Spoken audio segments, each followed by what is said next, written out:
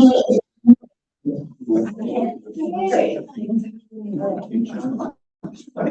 the volume button on that wall will take care of that.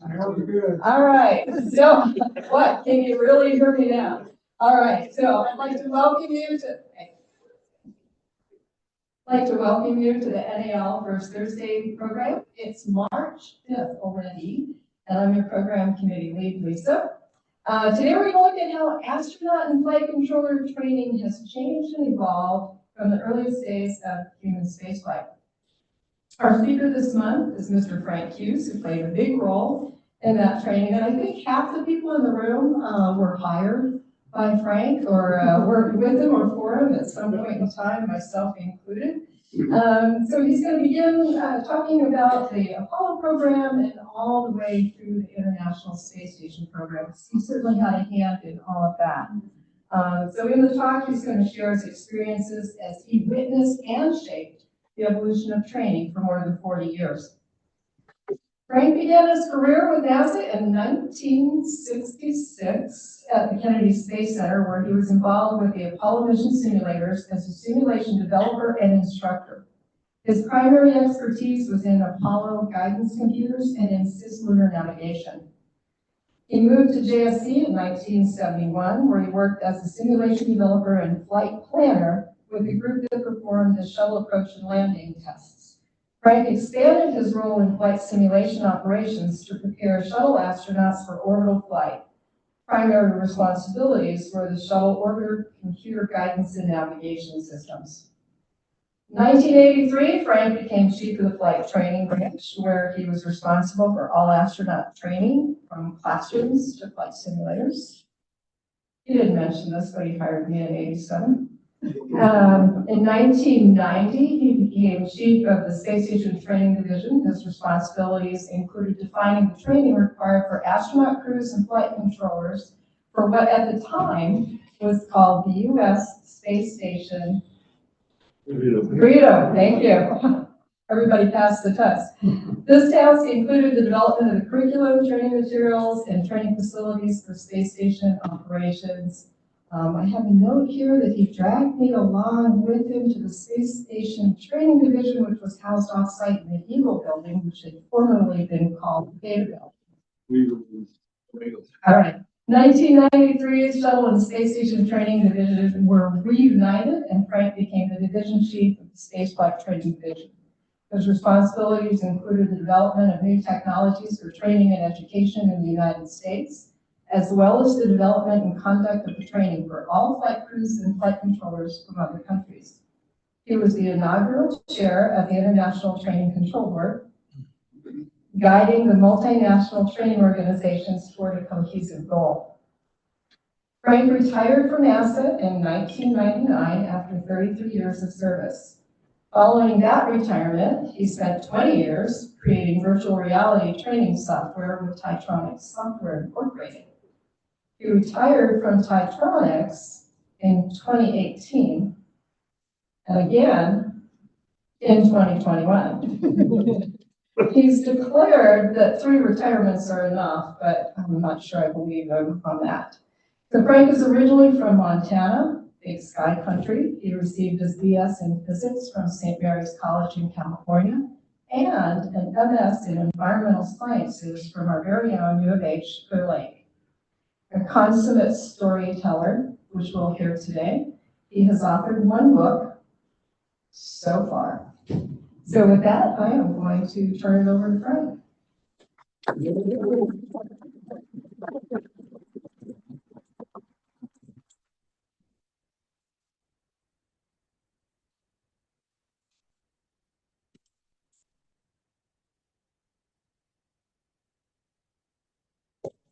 Somewhere in here, we seem to have lost. Oh, lost yet.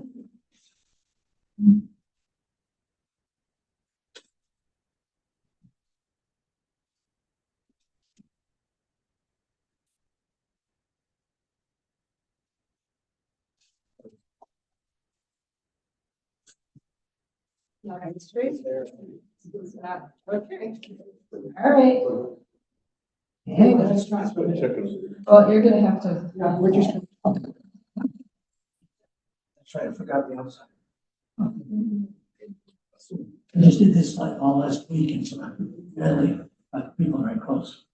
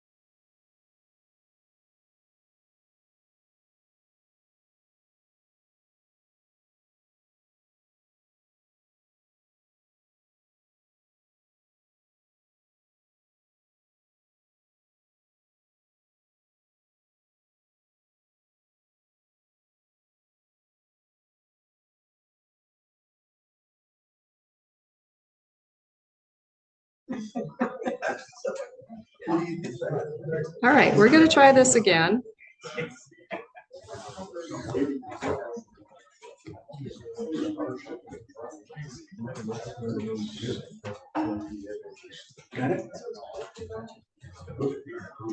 No.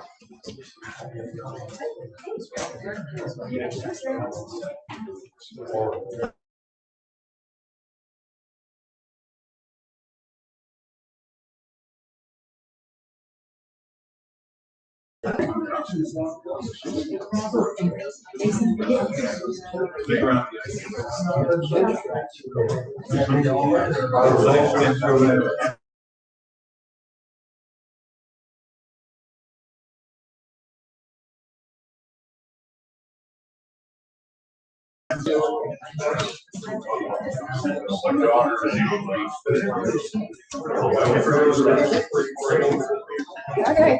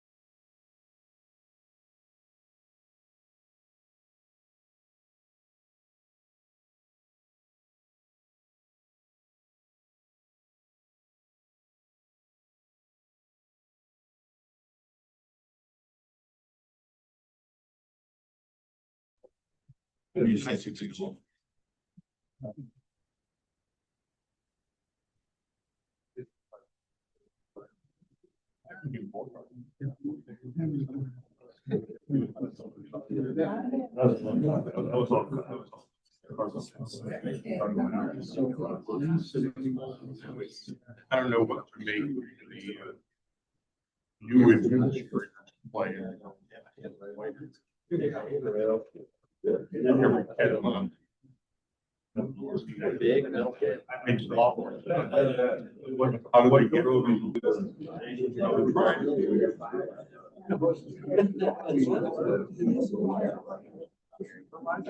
People don't believe what I tell them. They must be more accomplished than they know. Okay, thanks, Lisa. You guys can hear me in the back now? Okay, and I'm on. Okay. Well, thanks for the opportunity to test out all the new equipment. Believe me, I've had so much problems when we get together. The worst place to try to do a presentation at all is NASA headquarters. Honest to God, we finally just brought our own gear all the time. You know, because the people up there didn't have a clue how to move electrons around. So that, I think that's still true today. Anyway, there is hope. Well, thanks. I was in May of this year. Now I'll be 60 years since I joined this, and it was quite a deal. Yeah, it was a big thing. Interesting thing. I'm going to talk about the chronology of training. When I joined up, it was just after Gemini 8 and before Gemini 9. That is, we were just going on through that step. And Gemini 8 had the problem with they had to come down early because they went out of control and it stopped thrusting and everything. And that's still like a hot topic of everything going on. So it's kind of interesting to get a running score of who thought that Neil Armstrong, the commander, had done the right thing or the wrong things and so on. It was kind of fun, really get there. But that day I got through like everybody else, and went through. It took half the day to get through your damn badge. And even the badge turned out it was a black badge, meaning even though we all the security, it wasn't ready yet. So I was getting a no clearance kind of a badge. Got in, had lunch, and then a fellow called to me and said, I'm going to go over to the Cape because we're going to go to a meeting, and if you want, you come with me, you should get to see the Gemini simulator. And I thought, oh, cool. I don't know what the hell I'm doing here anyways. And it was great. Now, the building, I'll talk more about that building that I was in. It's called the Flight Crew Training Building. It was on KSC, which is separate from the Cape over there. As you know, those people that are close to this sort of thing.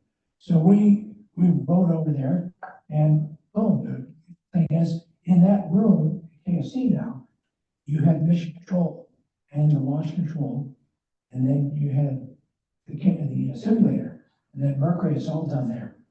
In Gemini now, they still had the mission control over there, but they were just using it for meeting room because everything had shifted to Houston during the early phases. But the simulator hung Trump. There was one in Houston and one in Florida. And I jumped in that one, and they said, "You want to get in?" I said, "Yes." And so I was sitting there looking around, and then finally they started saying, "Throw a switch." I mean, they were using me because instead of having to walk 20 feet over from the console where they said to do something, I was throwing switches. Didn't know where anything was, but they would guide me to it. It was good. So all that time was great. And then suddenly my guy comes back. He says, "I'm done, ready to go back to pilot." That's what they call it there, Maryland Island Launch Area.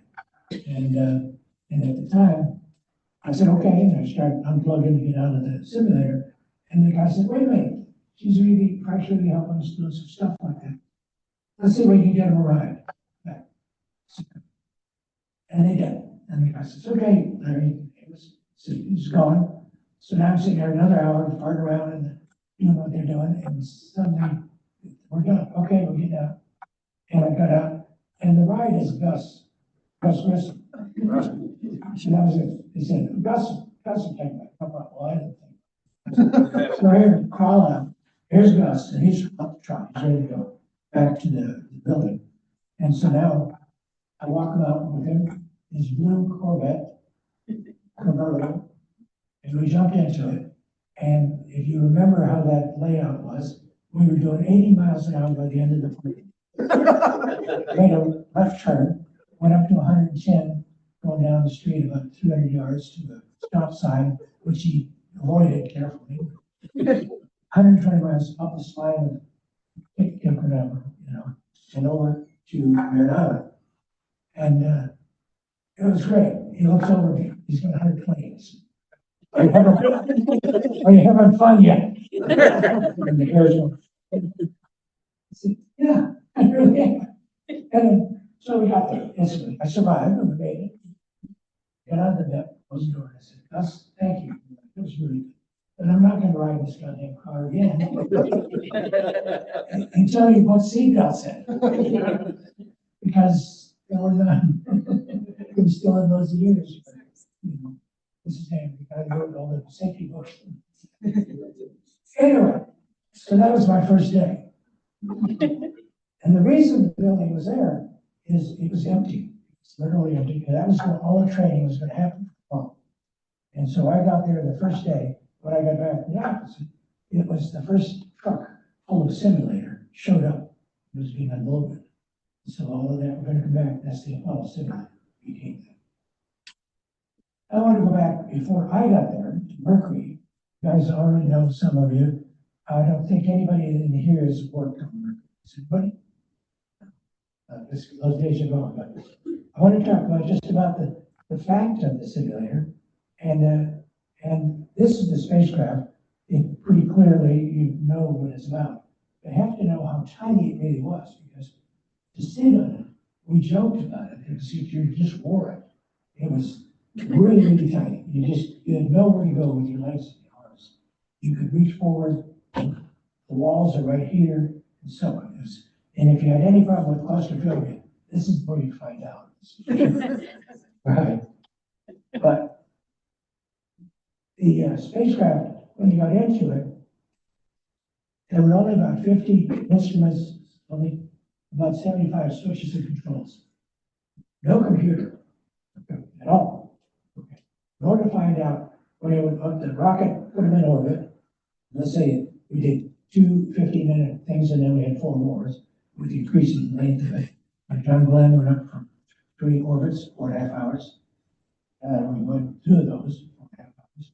And then Wally Schirra went up and did his 6 orbits, which stretched it out to 9 hours in orbit. That was great. And then finally, Cooper went up there and he spent 36 hours. He went around the clock. It's the first time somebody slept in the spacecraft, in space, as far as we're concerned.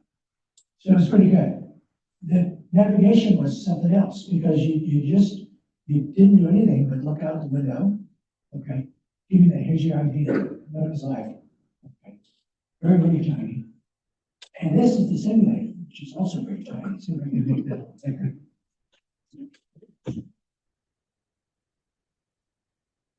One guy in the simulator, one guy on the console. That was it.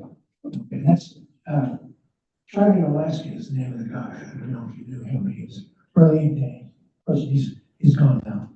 But anyway, along the way, you'd have to just crawl into this thing.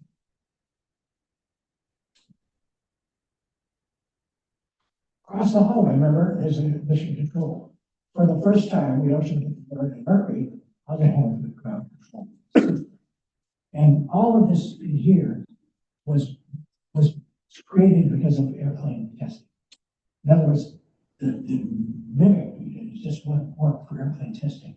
So they built this up like that. Okay. Most of the guys came down from Langley, big airplane testing place and so on. So that's where they built this all up. Anyway, at the end of it, that was really good. I'm gonna put the next one here. Finally flew, obviously, and I'll work through it. That's the building. Just let me show it to you now. Because I was going to show it to you later, but this is kind of thing. Notice that this is a real thing. This is 1969 thing going on. But Joe and I come along, and the thing is now we did 12 flights, 2 unmanned, 10 manned, and the thing worked really, really good. The fact for the first time, this white was like our service module later. But, and then there, the 2 guys, how many have you ridden on a low PW bug? Okay, take the walls and bring it in another. Because when the guys would get in, even though they're not very big, they were sitting in shoulder to shoulder. And as you went on, it worked pretty good. Now, for the first time, we had a computer, we had all these instruments, really good. It was breathtaking when it got it, because the computer was 4K. That was it. And it only reached it from not even from the orbit. The orbit did it the same way like they did for Mercury, which is you would sit and look out the window, and if the Earth is coming towards you, means you're looking forward. And if the Earth is going away from you, you're looking backward. And then based on that, and clock and the people in the ground to the clock settings, you deal. That was it. I mean, it's pretty special. But the fact is, a couple things went on. In Mercury went up for very 2, 3, 4 day flights and so on. Then they went to 7 days, and then they went to 14, Apollo 5 and Apollo 7. Okay. Now, a lot of things happened in Mercury. They were just men, and they just urinated. That was all they had to do up there as far as bodily functions. We figured out how to eat. Okay, everything worked, and so on. Except, as you know, all of your space guys know, the only thing wrong is burping. You can go through all of burping, but if you burp without regard, you're going to get your food back in your mouth. Because there's no way to guarantee that the bubble is below your food or above the food. So if you let just burp, accidentally, and when you go through this terrible ways, you just do a little ullage move. In other words, you just move up, and that way the food is given yourself stay down below the bubble, and you can grip it. See, it's a little detail. No. This is the simulator, and of course we're learning. Everybody's learning. This is my first boss on the right, with this John Young and Gus Grissom. This is my old friend. And of course, he'd flown the first time, and then he had a chance to do the very first Gemini flight, Gemini 3. And it was great. Now, John, there's a couple of pictures of it here. John, so you can see Gus is having a great time. John is getting a little worried because he has a test objective. Those detailed test objectives at flight. We all have them. This one, he has to take the first bowel movement in space. Okay? And it's only a 4.5 hour flight. So you have to put a speed on this kind of thing. This is when the launch phase, this is beginning, they're ready to go. The control center is now in Houston. Okay? This is the first few things like this. And if you look, it's of course it's water, right? It's got much more going on, except a few things that we're working out in that. You see all the big XY plotters. Okay. Now the computers downstairs do all the work for us. But the fact is, when we do rendezvous, that's what we're trying to do. We didn't know how to change the scale of things. So they put 5 different plotters up, and they all got different scale on it. And so the guys who watch it, you watch when they're 200 miles out there on this one. Then they move over to this one. They couldn't change it in real time. And it's all right, we got there. Anyway, going back to John. We're John. He did well.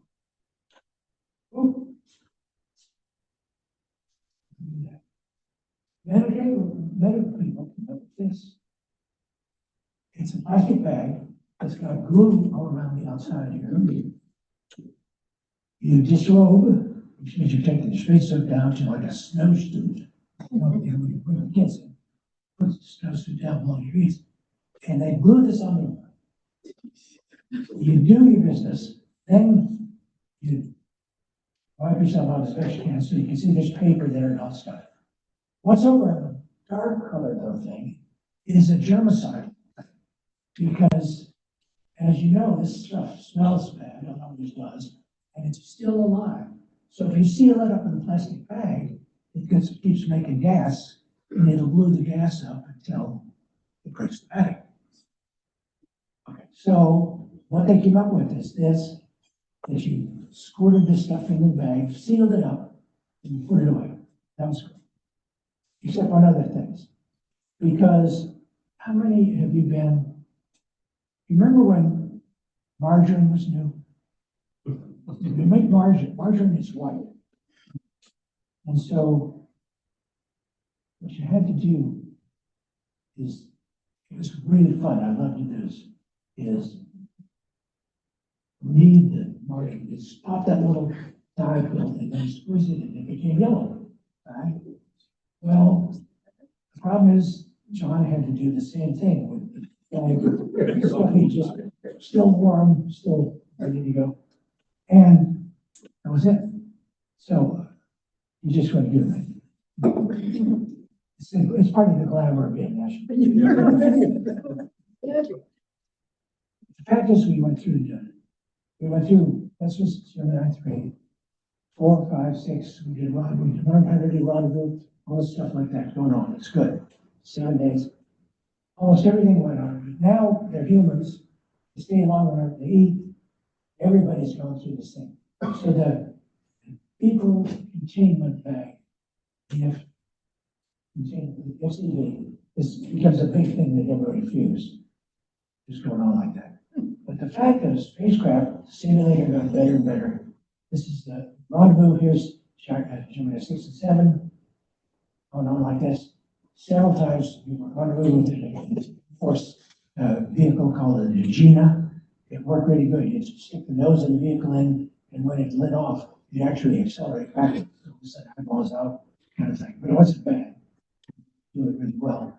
First time we did it successfully was 8, and then 9, Eugenia blew up, all the other ones did. And then 10, like, that worked out really good. So we're about there. Anyway, as time went on, we learned how to do all the things. This is the console for the simulator, and you can see now it's much more complicated because the vehicle's complicated. So this is Pete Conrad, and this is Gemini 10, no, 11. Pete Conrad, and over here is his partner out of that. This is Al. I'm sorry, you're wrong. This is Neil Harshaw. They did 8, so they rolled back. So this is 4 on 11 with this guy, which is in this case. No. The guy that just got Bill Anders. And as you know, but that knee is me. You can see it's a good sign. Right. But you get the idea, we did a lot of things getting up there in the Gemini. I don't want to go through all this stuff. But suddenly we went into this new world. And from Mercury Gemini, you can see the size change. And you guys have seen this picture before. But if you think about how long it's taken to do what we're doing now, you think how fast we were moving then. Part of it is, I think we didn't know how to do anything. We just tried everything. It's not worked. I was really impressed. Spacecraft now, 350 switches and controls, all kinds of stuff like that. This is the first simulator. This is the one, I'm sorry, the first one. One question, if you got a chance. Yeah.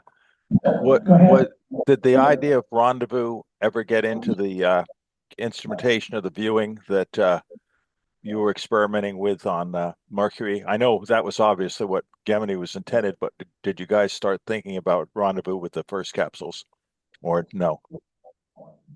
We did not try any rendezvous. We were talking about it because we knew it was going to be a major hurdle we had to get over to go to the moon.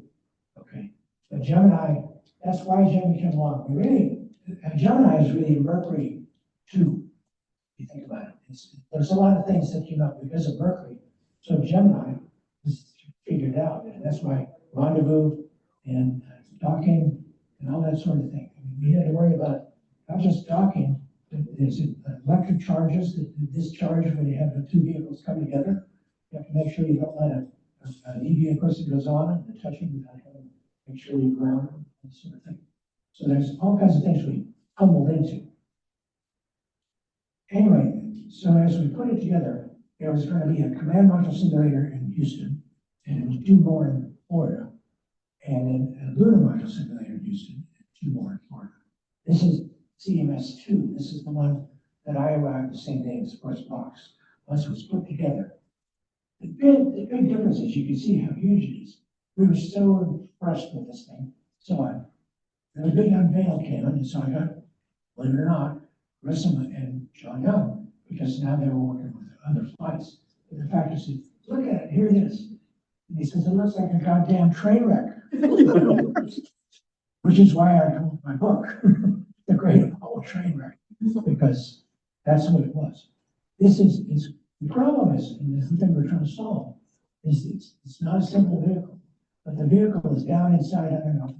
This is the visual system over it, so that the 5 windows, you look out, 4 main windows, and then one in the hatch, and it's up on the 8 inches, so it didn't do anything with that. But then there's a section of the telescope, looking at the golden wall, and this, all that stuff has got something going on. So you look out the window, you see the Earth polar region moving. You see the other vehicle, it's appropriate, and so on. So this is the very thing. Link simulation built the Mercury, Gemini, and Apollo.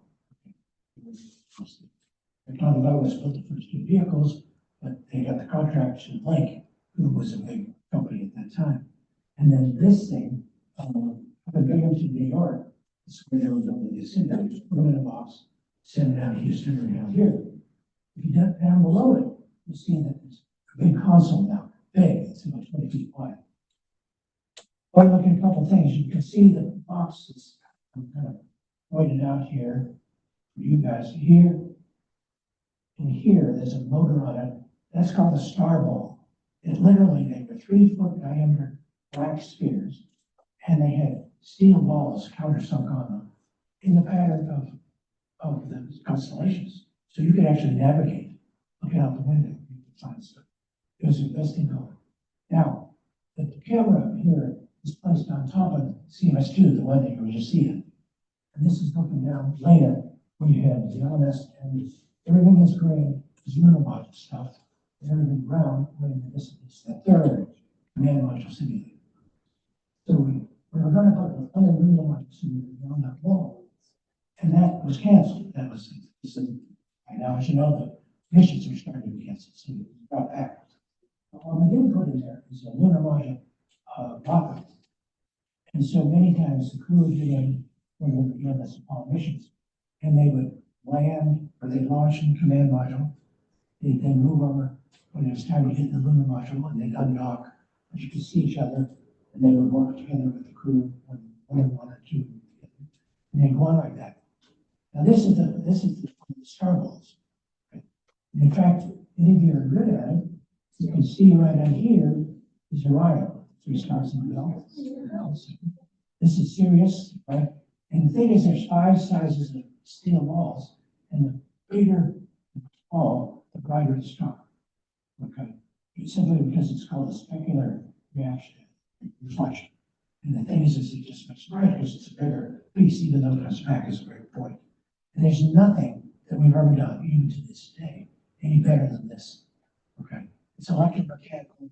Doesn't work good for a lot of things.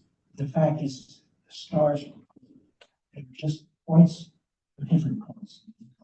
We even had some of these things we call it yellowish, so they reflect yellow light. So it was a great thing. But we're going to go on here. This is the console, and you can see that it's again, there's switch places that are one of the switches upstairs. Lights change to show you, so you can see all across the board. And then we had there's crews training in classrooms, okay, it was getting serious, and then the simulator. And then finally, this is Houston, this is how I watched it at the time. And this is double exposure, where you can see them going up. This cast is Gemini 8 going in, getting into the simulator. And then down here, you see how they sit. And then there was a hatch. It's not a real hatch. It was just coming up. Okay. What building was that in? In Houston, it was building 5. It was right the same place where we put the simulator. The fish space was where this one, and the motion base was where, sorry, do that wrong. Motion base is where the first simulator was, and then the other one that went to the left of that was where the lunar module simulator was. So there's the sentence.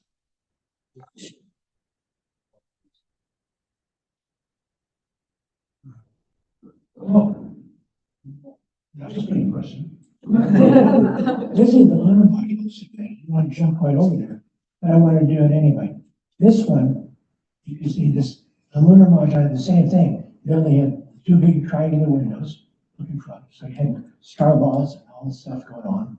And then you had stuff on the top here, because there's where these commanders stood, you look up for docking, you look up above your head, and then on top of that, we had, in the middle is a section telescope, which you used, I'm not showing a picture of that, to, navigate. That's how you get in. This is what it looked like in there. I don't know why they're all screwed themselves down, but too much. This is the commanders over here, pilot over here. Inside the simulator, you can see, if you've ever been a lunar module, it's exactly like as best we can. This is what you've got a high quality simulator. Each guy has 8 balls, everything like that. The disky or the display keyboard for the flight computer is down here. You can't see the window that's up over his head here. Okay. And then to get outside, here's the door down here. So you can open up. Okay. Little scenario there. That's it. I mean, there's no seats. In the module, not at all. So you stand up when you're flying. And you stand up in terms of getting ready. And then it was like a parachute harness, but it was the opposite. You were tied to the floor. So you could get held down. This is all the electronic stuff over here. This is the environmental control systems over here. And you see wires up there that don't really do anything to the simulator. But you get the idea. A couple things on the lunar module. We started flying. Remember Apollo 9, we went up and flew and command module 10. Apollo 8, of course, went to the moon. That was a big thing. It was wonderful. And the command module worked really good. Now we did a command module plus a LEM to test everything in orbit. Jimmy Tibbet and his crew, the whole idea was that you get in a spacecraft that does no happiness and teach you. First time anybody ever did that. So you're really risking your funds. Yeah. Anyway, this is the back.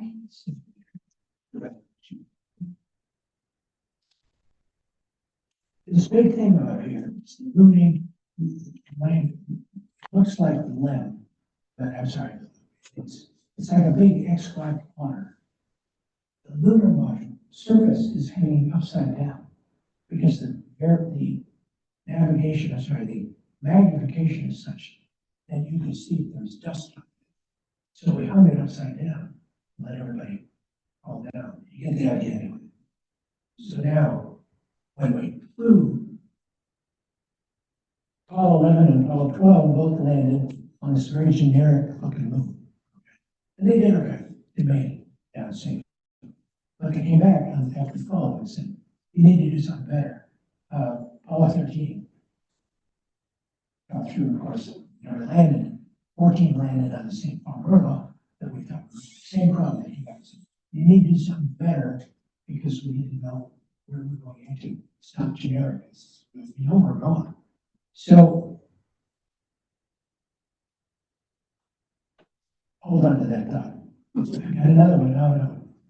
You all know that Apollo had special helmets. They looked like fish bowls. One of the worst things in the training was that they were terrible because you couldn't open them. You couldn't do anything to clear your nose. And everybody in NASA thought this was a wonderful thing, except people like John Young. This has been a simulator, Apollo 10. This is Stafford, Cernan over here. And Young won't wear that helmet. He does when he flies. The fact is that, remember, Wally Shaw got in trouble with the people on the ground. It was turned out to be a big thing because he and commander down here, she's awesome.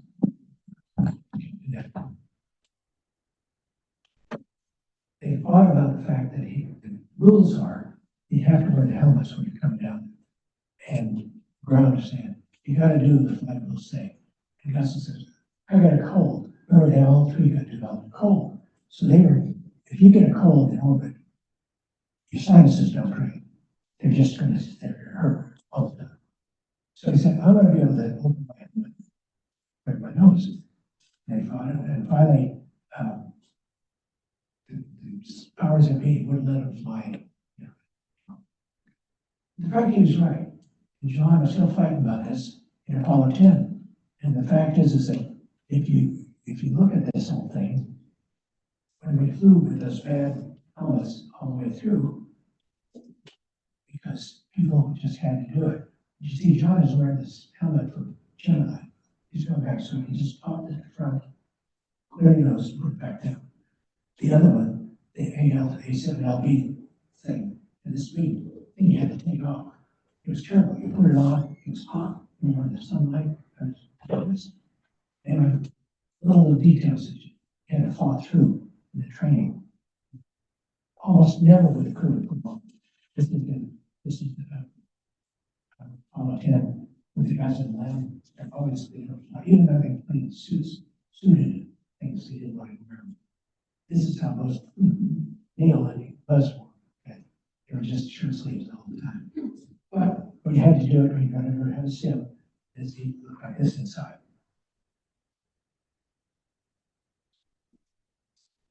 This thing just jumps really bad, doesn't it?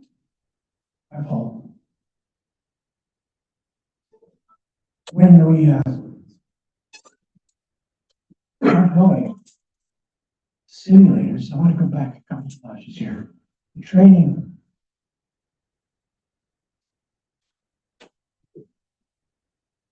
This is after they came back from that little deal, landing on the moon. This is the debriefing.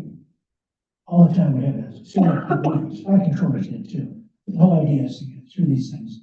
And the best thing you could say is it's just like the simulator. You guys know something that too. The fact is that it went on and on. We had more and more time to get it done. I mentioned the fact that those simulators, and then there was a mock-up. This is where they would go over and practice the step all the way through. So that they have to start one simulator, then go to the next simulator. And then you can do nothing less there, outside. So then they go over field dress, get up in this mock-up and let it come down the stairs, do things.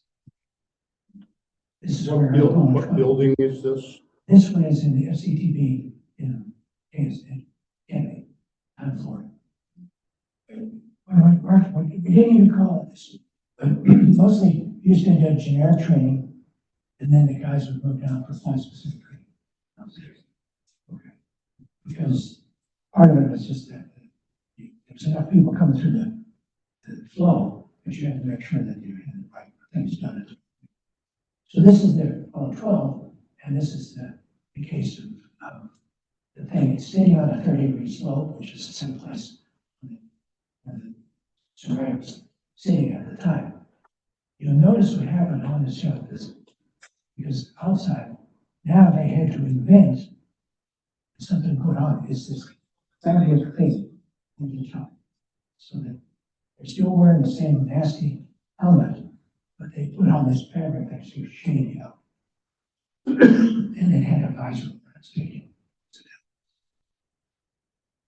Little details. People that had more power than they should have. Okay, I want to go back just a notch here. Same thing, Apollo 12 cries. I was in Houston, I had to get back down. Every crew was going along, we would have ball games with them. It's just part of the deal. Baseball, not very much a deal. It was just another way to drink beer. No. So I was down here, and I was in building 4. I gotta leave, and I was talking to somebody in the hallway, and Deep just happened to walk by. He said, "What ball game you have to get back?" And I knew I stepped in because he didn't know anything about these ball games.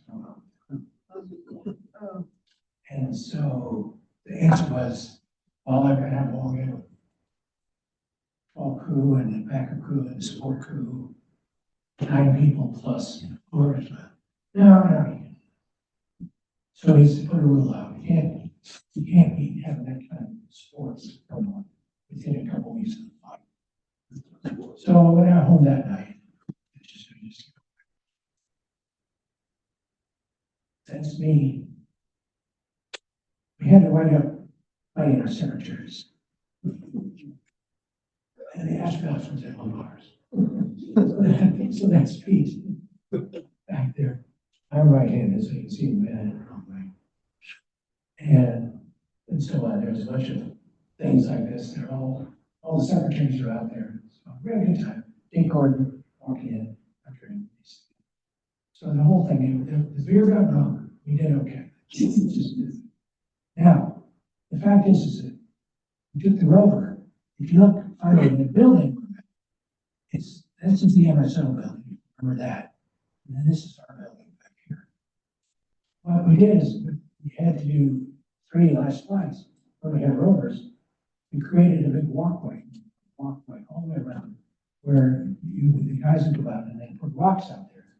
And it's Florida, so it's a swamp, but you got all this stuff going on. And then the crew would go out. It's a special trainer. It's not, you see, it's got rubber tires and all this stuff, but it does work pretty good. But going through this, see now this is that same thing. See that cockeyed thing that they got on the outsuit. It doesn't do any help for you except it gives you the visor effect and all that stuff. Still can't clear your nose. The rover itself was built by Boeing, and they did a great job. The big thing is everybody says, how did it get there? Where'd you put it? This is the fourth quad up in here. When you can come through, it's built like that. What you're looking at here is the bottom of the rover. And so you pop it out, the crews would dispense it kind of out. You bring it down, and then the tires will fall in like this. And so you pop the tires out, keep lowering it down, then get the back tires popped out. It was put in this little triangular compartment, about 6 feet tall and about 6 feet wide. You can see they get all the way down, and there's the only thing that stands there is the control system itself. It doesn't move. It's all folded around that. And then you're ready. And then you start putting stuff out, mount up the cameras and all of that. Like that. It's on my fingers. It must be something. Put them back. Okay. So this is what it would look like. They had to practice all the stuff and go on with it. There's a funny story here because John Young was out with Apollo 16, and all of a sudden he called. He's down there out away from the building in their little vehicle, and he called and says, Houston, this is Apollo 16. Would you call Florida Parks and Wildlife? He said, he said, okay. This is the cap call. Says, sure, John, no problem. So we got it going. Turns out they flew around one of these things, over to another one, for about a mile or two in the area. And there was a big alligator sleeping across the driveway. I mean, a big one, that's about 12 feet long. And they were just sitting there. So here's this prehistoric thing. And here's the peak of our entire ability to go to the moon. And we had to call. So Bubba shows up in the pickup truck and throws a loop around the guy's tail. Woke him up, drag him off the side. Apollo training goes on.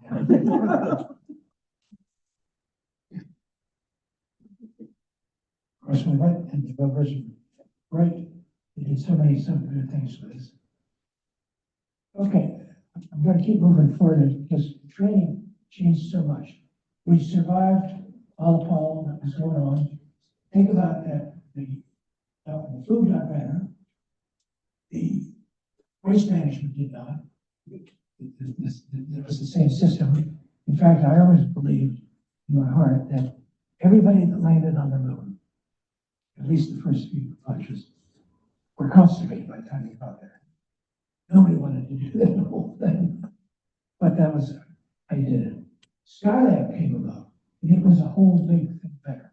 And they took an empty Saturn V, third stage, and down here, This became the waste tank, and we lived in the hydrogen tank. Right? And it was a pretty good deal. I want to go through only a couple of things here. Moving forward. This is the simulator.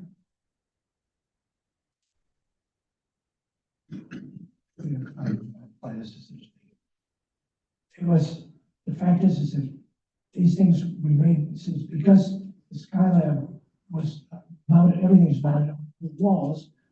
In fact, this same thing is over in the Space Center Houston. Sometime if you want, I'll meet you over there and take you through it. But the fact is that we would roll it around so that the right thing is at the bottom, so you can practice it. You know, so they both can do that. This one up here is the same deal. You can roll around. Now, we launched Saturn, the third stage became this.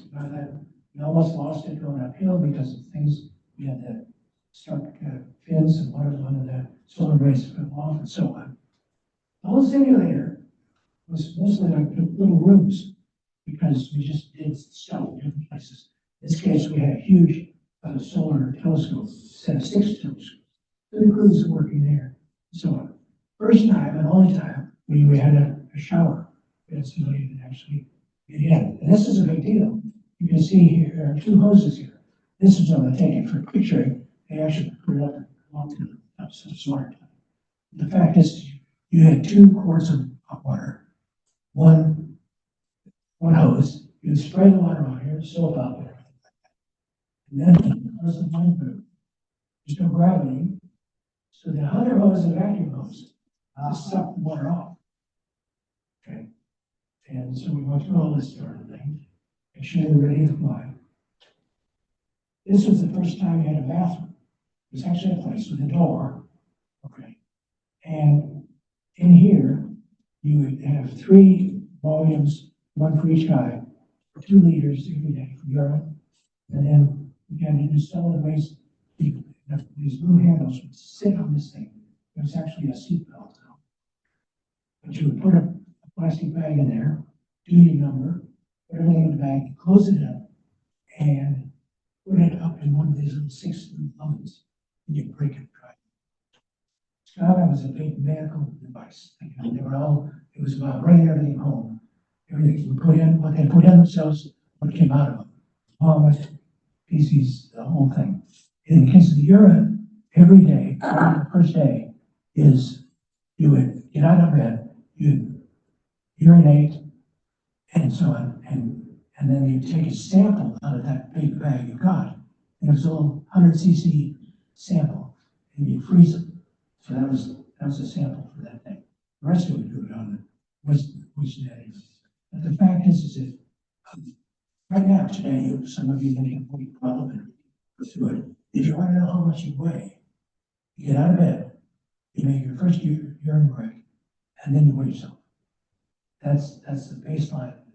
Every the rest of the time, with the Skylab and Tytronics, we had a bunch of things with Bill Thornton, astronaut Bill Thornton, a long time down at UTMB, and we had beds on there where people would test all this kind of stuff.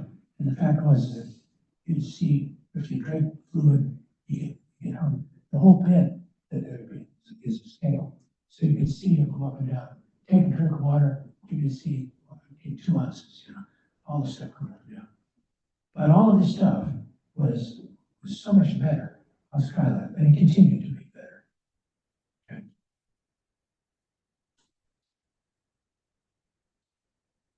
Food did a lot better. Okay, this case, everybody, we had these things like warming trays. And the fact is that you could turn on the heat from 2 or 3 here. Okay, let me do it. That's over here. 3 switches down here, and you can see that anything up there would be cold or room temperature here. Although the little things out here, this is a drink that's like orange juice or something. So you'd have a hot faucet and a cold faucet, and you'd fill it up. It was little squirty things. But you get the idea.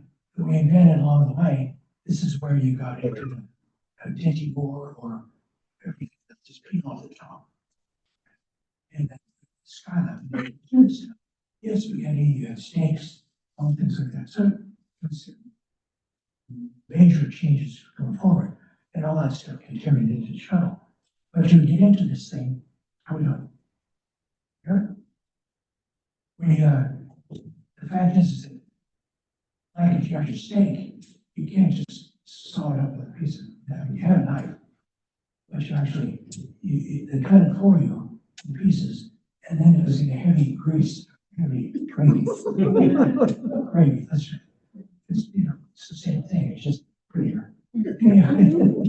Anyway, so that it wouldn't get loose, so you can spoon up one thing, but you did 20 pieces of steak with it. The same thing with spaghetti and everything. So it was a wonderful change to everything that was going on. The crews, we got 3 different separate crews. They did a great job. You had a place to sleep for yourself.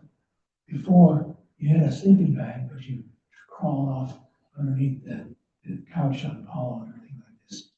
This, you can see, it's really nice. By now, you had a tape recorder, music, things like that, like people live. Got a book, many books. Everybody decided what they were going to take with us.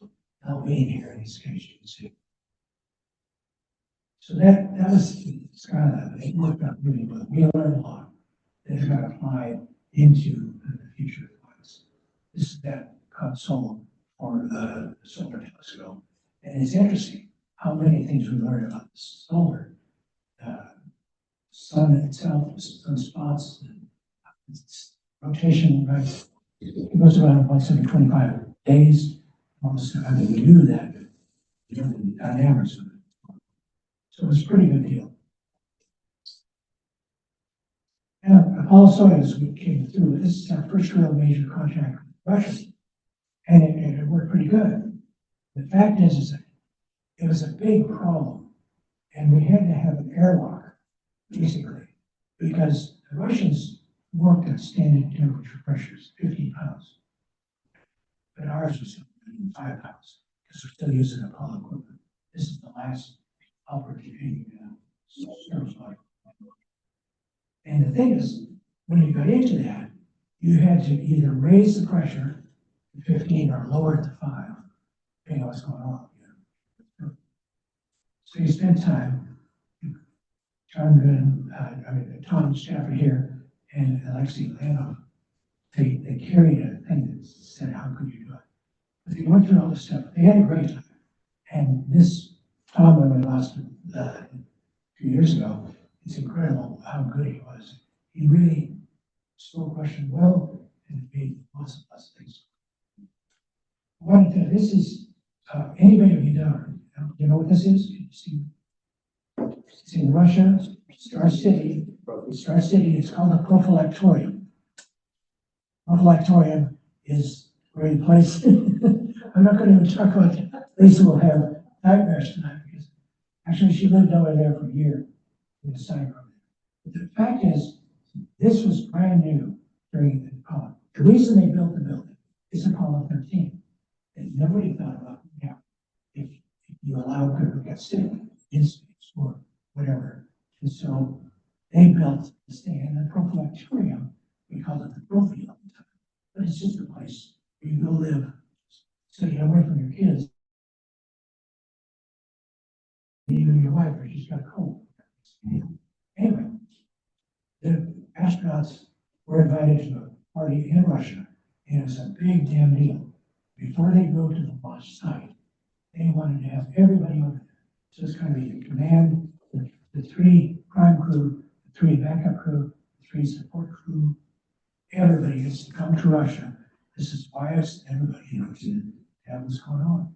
And they got there. So it was some new building. Well, they got there, and Bobanko, he and his wife, Diane, and they showed up to that room, one of these, that's like 16, 18 rooms. Anyway, got up to the room, looked around, started unpacking, and opened that closet. There was no hangers. Just like any new building, honestly, we forgot. So they made up deal, whatever it is, they had to stand signs, and they got dressed anyway, without hanging it. They went downstairs, and they, to the sortie they're gonna have down there, and all of a sudden, I was talking to one of the guys, and he said, "Oh, how's your room?" He said, "So great, no problem, but it was, didn't have any hangers." And he said, "Didn't you tell your room?" He says, "What are you talking about, tell your room?" He says, "Come on." So I went upstairs to the second floor and walked in, and he says, "Oh, how's it going? You have a good flight and everything?" "Yeah, everything is great, except there's no hangers at the show." "Oh, man, too bad." And they went back downstairs. And we'll wait about 10 minutes and get back up. All these hangers are hanging in there. So you know that everything is there. Oh, okay. So they went downstairs. This is Overmeyer and Bob Cohen. And they went over, and Deke is coming around now. He's like the host because the crowd grew. And this is how's it going? And this is really good. But they told him about the family room. And he said, "Really?" He said, "Come on, go upstairs." So the three of them now went upstairs. He said, "Okay, how's it going? Deke, how's it going over this? People treating you good?" He said, "They're treating us so good, really good. The other problem is, late at night, we're out in the woods here, and what we really need is to pass the time. It would be so great if we had like a pool table. But something that would just make it really good." So they left downstairs. Party, everybody's there 3 days. On the third day, everybody's just, putting their luggage on buses and everything. There's three big guys moving a pool table into the lobby. So we made a good time. It didn't change. In fact, it was still there. And what it looked like is the leather, and I don't think it ever changed the velvets. I want to go back just, this is the last time you see, but this is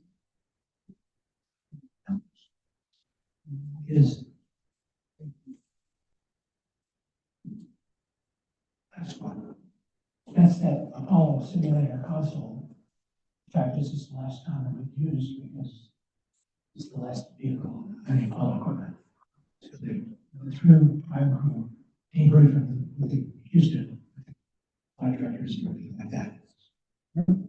It's all like that. Okay, next program, if you think about that. Well, I mean, this is just another, you saw all the things where there. This is in building 9, where we've got a simulator to go through, try to how to do whatever we do. It worked. It worked well. Okay, you know what this is? It's interesting. Now, the simulators cleared out of building 5. There was no more training in Houston. In fact, in 1971, I had a call. It was just after Apollo 13, and I was living down in Florida.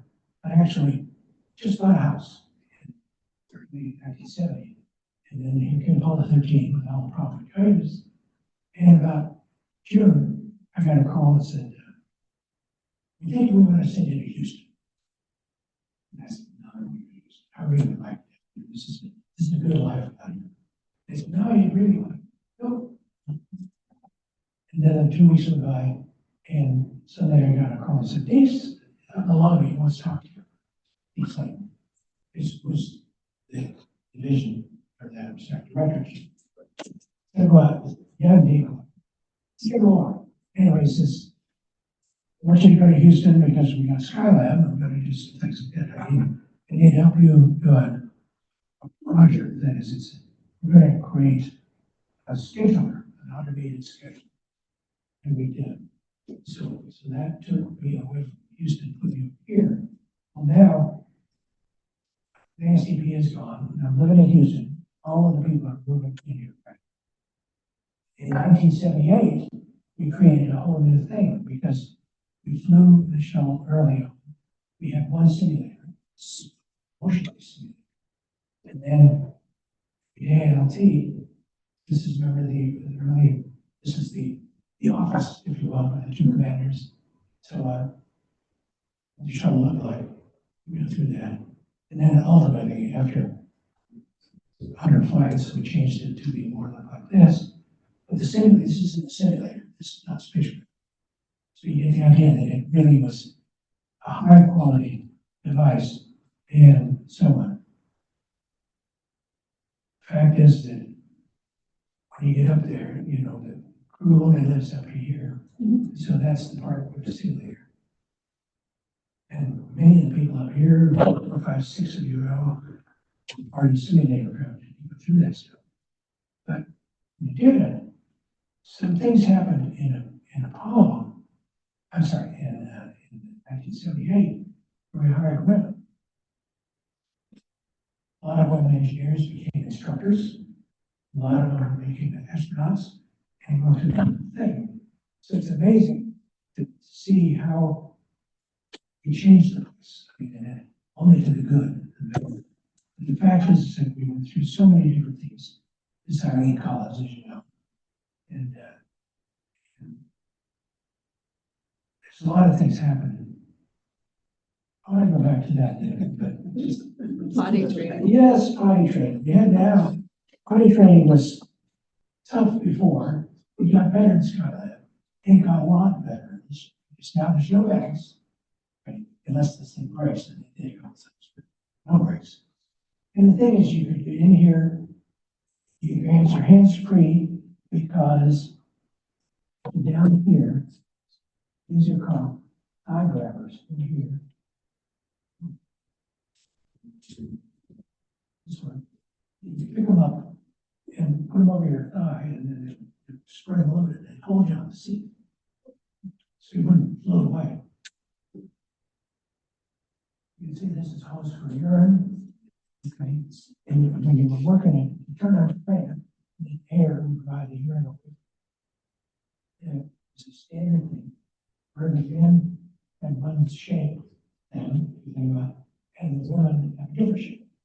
Kind of like that. And now one for each of them. Everybody has their own.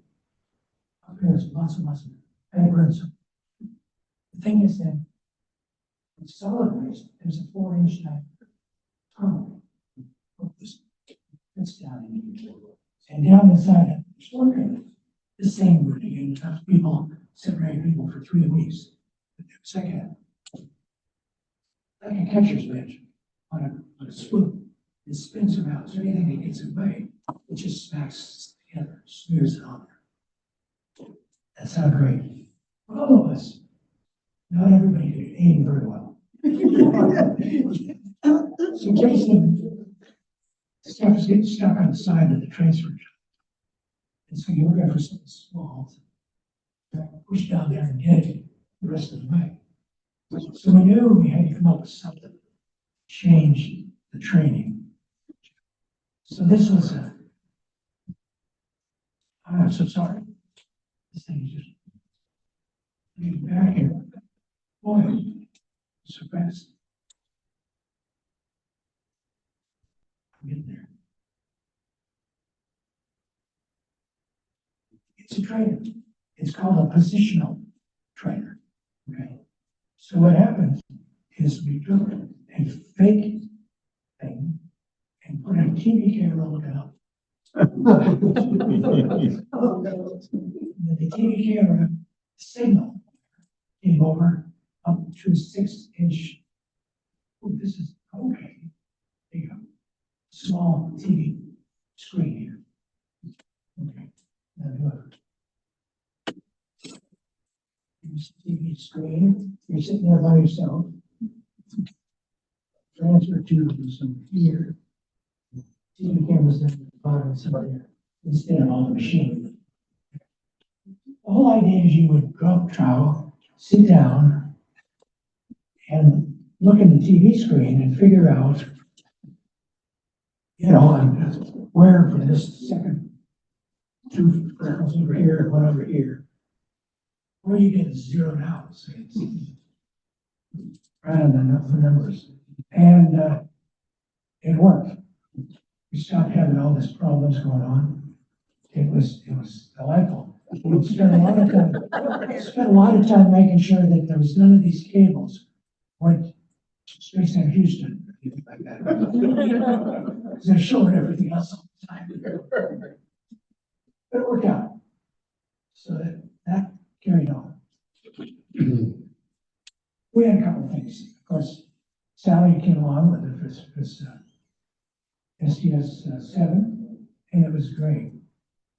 I want you to tell you, she was going to ride on the motion base. This is the motion base. The 6 legs, and it was really, really good ride. Back just here. If she was in, I have a picture of her, but sorry.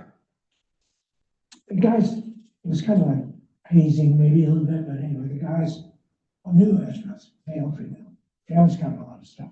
So the thing is, what they got into was that they went out and bought a rat, a plastic rat.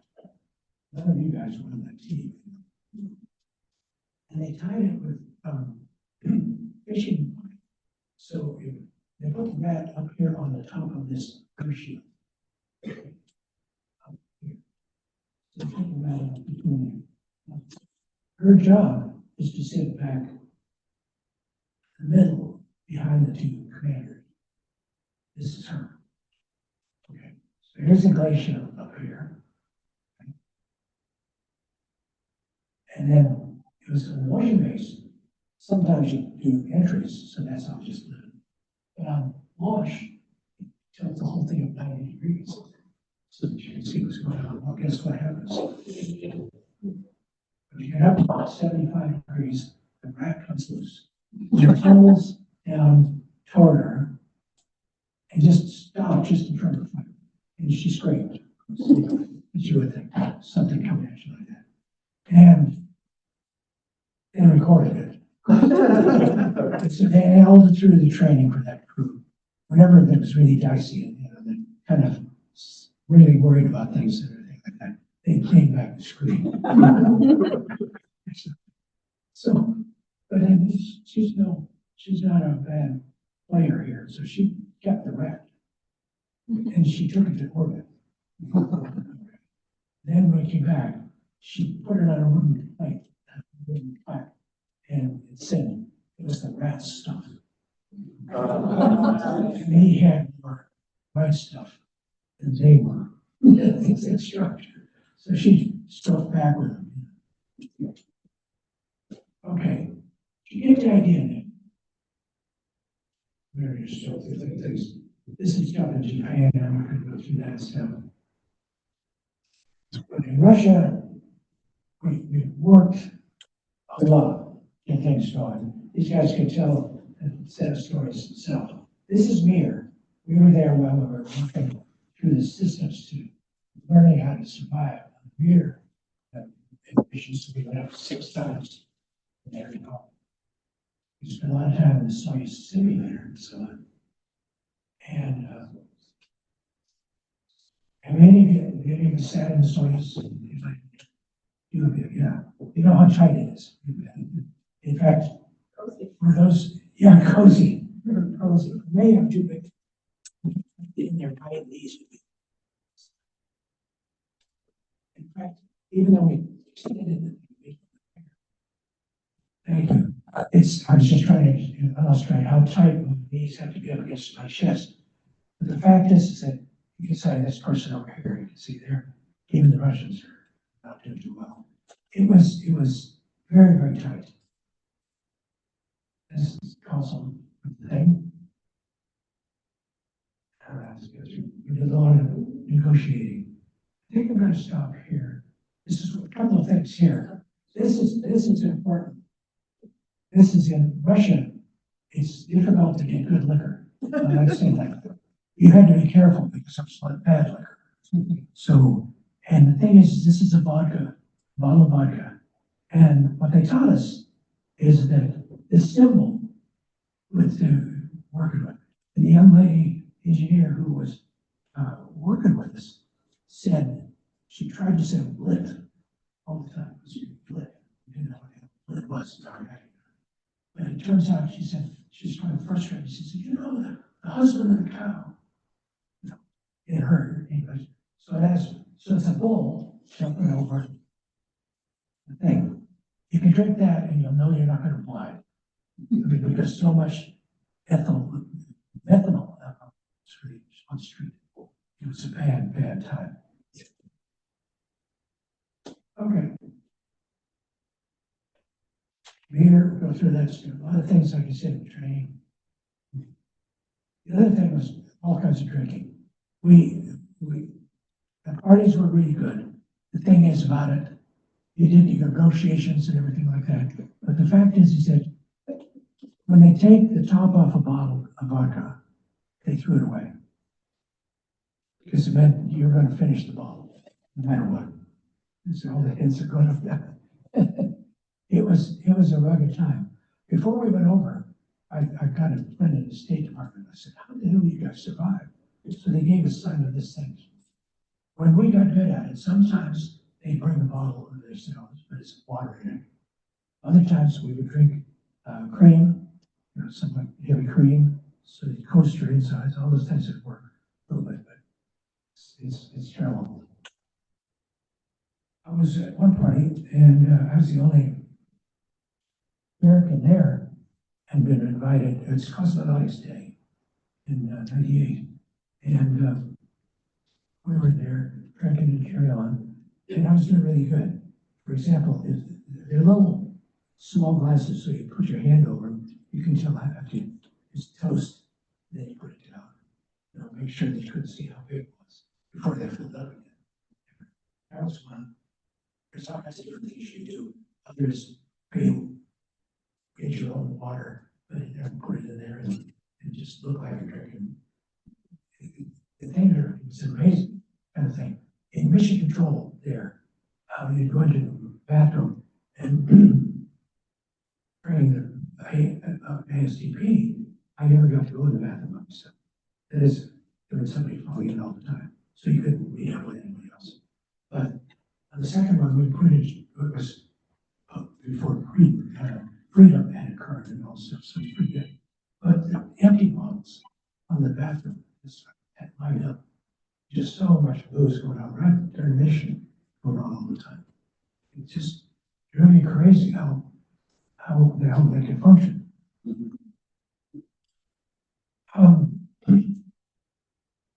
Like that. I think let's start answering some questions.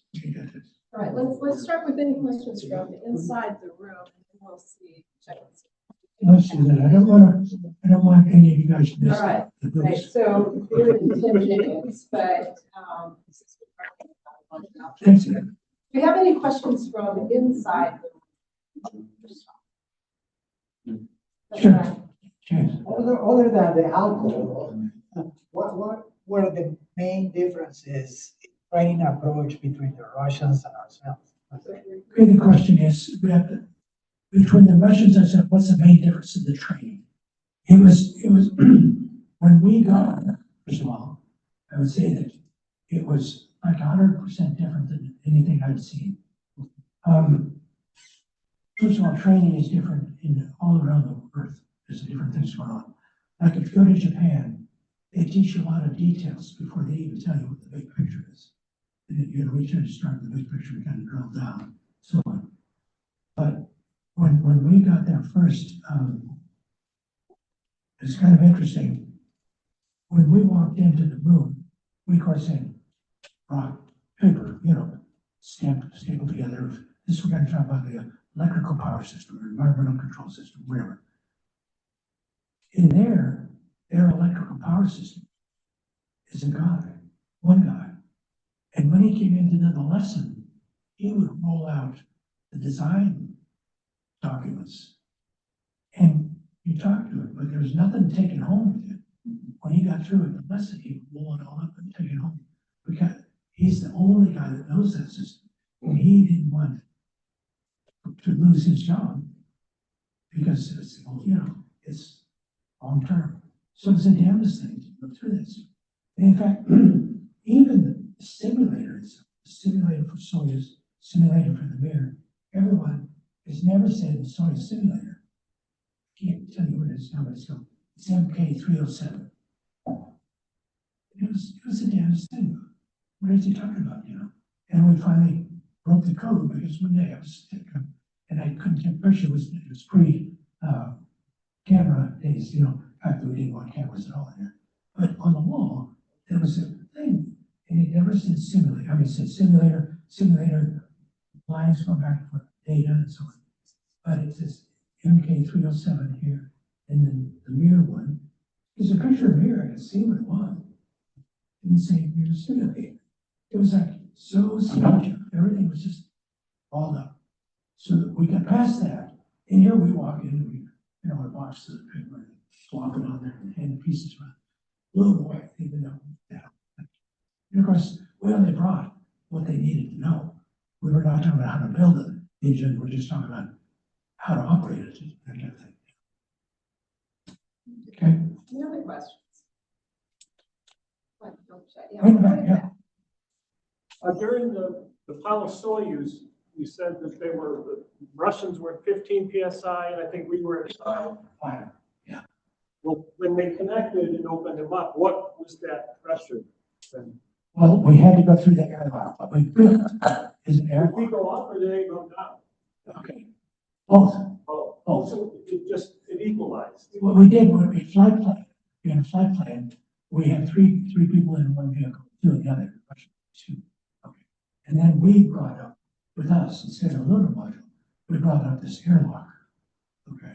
So then when we unseparated, we docked on our end of it, pulled it out of the limb, out of the Saturn, and it was gone away. And now that we waited, and when we rendezvoused with them, we docked to their vehicle on the other end. Okay.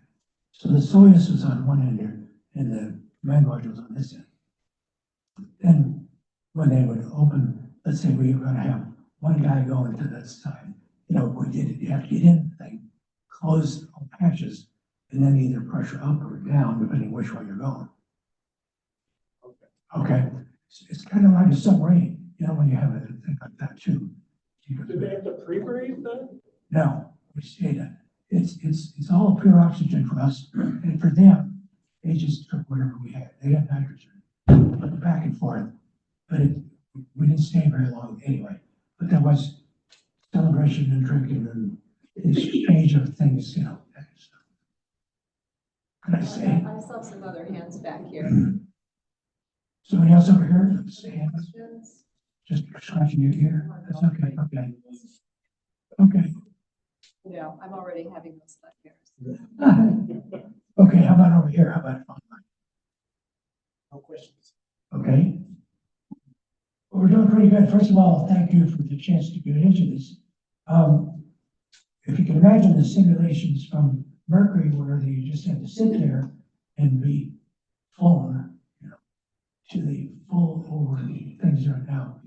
I did not on this thing, it follows the track of the book that was here, but in fact it's going through that thing until I left. I've got most of the second one written, but I don't know if I'll finish it. The fact is that it's so different to be outside. Now I was in, we knew everybody about the vehicle, you know, the NASA thing like that. But now you've got Blue Origin, you got, you know, every company, it's all, I don't know, can't talk about it, know about it. But I want you to know how the Russians are working. Hell, even Boeing, the problem with the Starliner, I'd know that tomorrow. You'd be interested. But the fact is that if you remember on Apollo, the command module and the service module, the engines are sitting outside. They decided to put them in a little doghouse, which of course traps the heat in there. And so where the engine fire, you can't get rid of the heat. I would just rip that whole damn thing up, just show the plumbing and the jets, and let them cool themselves off. That's what they all the valves would work because they were overheating. Different thing. They weren't even talking to each other. You know, they hired some of us. Yeah. Okay, thanks very much.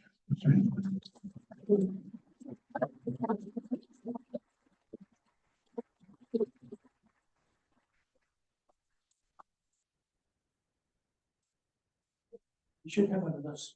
Yeah, right. Is that, oh, we're gonna move on? All right, let's see if I can get back to the Zoom meeting.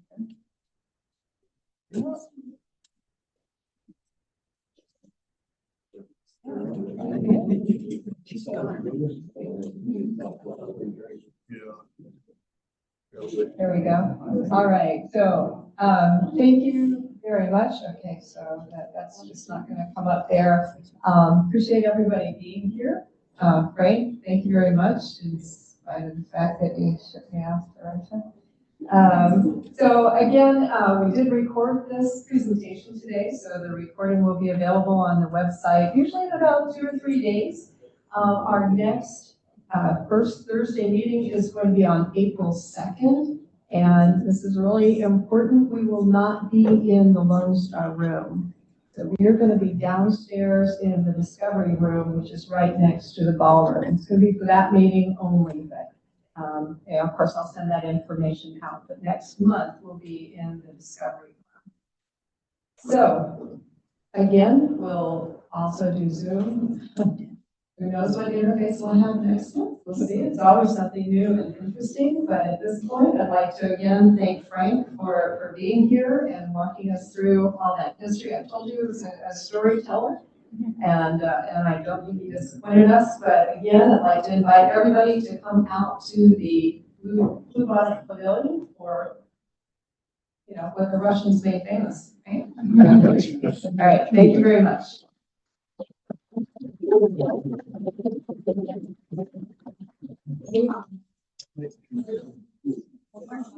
Yeah.